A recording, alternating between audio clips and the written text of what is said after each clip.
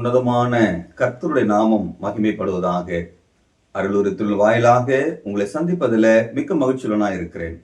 என்னோடு கூட யோவான் 1ஆம் அதிகாரம் 16வது வசனத்தை வாசித்து நாம் சிந்திக்கலாம்.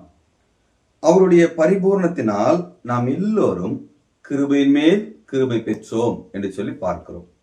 ஆண்டவராகிய இயேசு கிறிஸ்துனுடைய பரிபூர்ணத்தினால், அவருடைய உன்னதமான சிருஷ்டிப்பு, அவருடைய தெய்வத்தன்மை, அவர் வார்த்தையாக மாறி சிலுவைக்கு சென்று உயிர்த்தெழுந்து, இப்படி அவருடைய பரிபூர்ணத்தினாலே நமக்கு கிருபை கிடைத்தது என்று சொல்லி நாம் வாசிக்கிறோம்.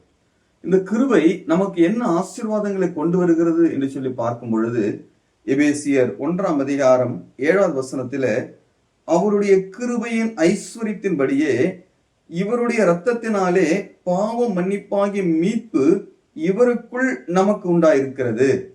இன்னொரு வசனமும் வாசிக்கிறேன். எபேசியர் 2ஆம் அதிகாரம் 8வது வசனம், கிருபையினாலே விசுவாசத்தை கொண்டு ரட்சிக்கப்பட்டீர்கள், இது உங்களால் உண்டானதல்ல, இது தேவனுடைய ஈவு. தேவன் கொடுத்த மகா பெரிய பரிசாக இருக்கிறது. என்னது?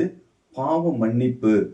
இது தேவனுடைய தயவாகவும் அவருடைய இரக்கத்தினாலும் அவருடைய கிருபையினாலே நமக்கு கிடைக்கக்கூடியதா இருக்கிறது. இதற்காக நாம் எந்த ஒரு காரியமும் செய்ய வேண்டியதில்லை. நாம் எந்த ஒரு செலவோ எந்த ஒரு காரியமோ நம்முடைய கிரியையினாலே இவைகள் இல்லை. முழுக்க முழுக்க தேவனால் மாத்திரமே பாவ மன்னிப்பை நமக்கு கொண்டு வரக்கூடியது அவருடைய கிருபை என்று சொல்லி பார்க்கிறோம். ஒரு முறை ஒரு மனிதன் பாவத்தை அறிக்கையிட்டு இதை பெற்றுக்கொண்டார் என்று சொன்னால், அது நித்திய மட்டுமாக நித்தியமான பரலோகத்தையும் அவர்களுக்கு கிருபையாய் அவர் கொடுக்கக்கூடியவராக இருக்கிறார். அது மாத்திரமல்ல, வரக்கூடிய நரக தண்டனையிலிருந்து காக்கக்கூடியதாகவும் இருக்கிறது. இந்த கிருபை ஒவ்வொருவரும் பெற்றுக்கொள்ள வேண்டும் என்று தேவன் விரும்புகிறார். அது மாத்திரமல்ல, கிருபையின் மேல் கிருபை என்று சொன்னால் நடைமுறை வாழ்க்கையிலும் இந்த கிருபை நமக்கு வேண்டும். இந்த கிருபை நம்ம உலகத்திலே சரீரத்திலே வாழக்கூடிய நாட்களிலே அவருடைய கிருபை இல்லாமல் நம்மால் ஒன்றும் செய்ய இயலாது. நமக்கு என்னென்ன அவருடைய கிருபை நமக்கு கிடைக்கிறதுன்னு சொல்லி பார்க்கிற போது, பழைய ஏற்பாட்டிலே ஆதியாகமும் 6ஆம் அதிகாரம் 8வது வசனத்திலே வாசிக்கும் பொழுது, நோவாவுக்கோ கர்த்தருடைய கண்களில் கிருபை கிடைத்தது என்று சொல்லி நாம் பார்க்கிறோம். நோவாவுக்கு கர்த்தருடைய கண்களில் கிருபை கிடைத்தது. அதனால் அவருக்கு என்ன லாபமானது? அந்த பொல்லாத உலகத்திலே தேவனுக்கு பிரியமாய் அவரால் வாழ முடிந்தது, பரிசுத்தமாக வாழ முடிந்தது. அது மாத்திரமல்ல, தேவன் விரும்பத்தக்க வாழ்க்கை வாழ்வது மாத்திரமல்ல, அவர் இட்ட கட்டளையை செய்வதற்கு, பணி செய்வதற்கு, வேலை செய்வதற்கும் அந்த கிருபை அவரை பலப்படுத்தினது.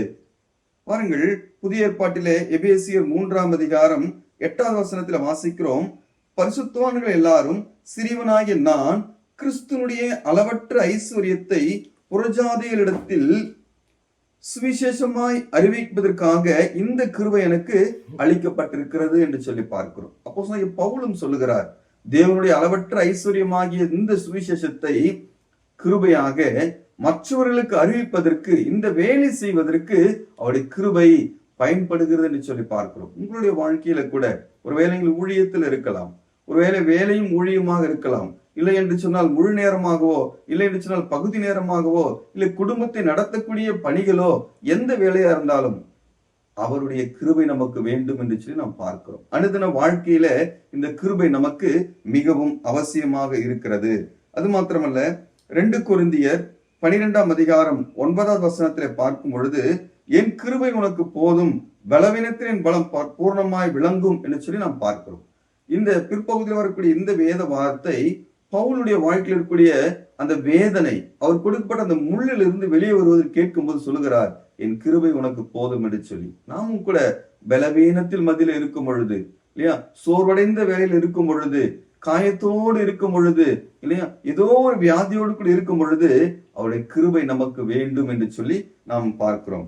ஆகையினால்தான் அப்போஸ்தலனாகிய பவுல் தீமோத்தேயுவிடத்திலே சொல்லுகிறார், 2 தீமோத்தேயு 2ஆம் அதிகாரம் 1 வசனத்திலே, ஆதலால் என் குமாரனே, நீ கிறிஸ்து இயேசுவில் உள்ள கிருபையில் பலப்படு என்று சொல்லுகிறார். அப்ப இந்த கிருபையிலே நாம் பலப்பட வேண்டும். முதலாவது கிருபை நம்மை ரட்சிக்கிறது, பாவத்தை மன்னிக்கிறது, நித்திய ராஜ்யத்தை கொடுக்கிறது. இரண்டாவது, அந்த கிருபையிலே நான் இந்த உலகத்திலே வாழக்கூடிய நாட்களில் நாம் பலப்பட வேண்டும், அதில் வளர வேண்டும், அனுதினம் அந்த கிருபையை சார்ந்து கொள்ள வேண்டும். அதற்கு நாம் என்ன செய்ய வேண்டும்?